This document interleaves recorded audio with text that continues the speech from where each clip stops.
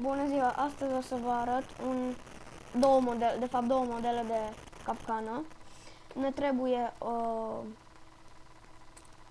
din asta lemn, așa, și o sticky piston și o placă de presiune, așa.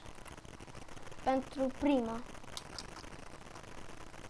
așa, am uitat de uși, la asta nu ne trebuie nimic din ce am luat, aproape. Uși, mai ales mai bine așa. Așa. Doamne, cât de prost pot să fiu. Ups. Dă-te mă calmul de aici. Așa. Așa. În fiecare parte să arate cam așa.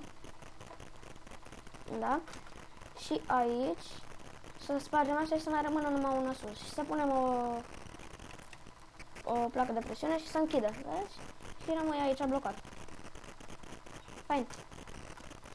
Dacă... Nu știu. De ce am spart asta? Nu știu. Ups, scuzați. Așa. Acum o să fac pe cealaltă. Așa.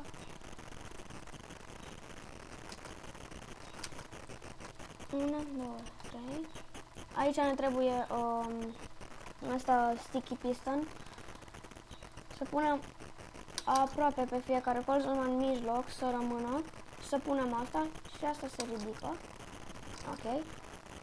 Acum să facem ca un acoperiș, da, merge făcut din orice. Nu contează din ce. Numai să fie așa un acoperiș. Așa. Să astup asta. Perfect. Și acum dacă intră cineva aici, rămâne blocat. Da. Cum am zis, rămâne blocat. Așa.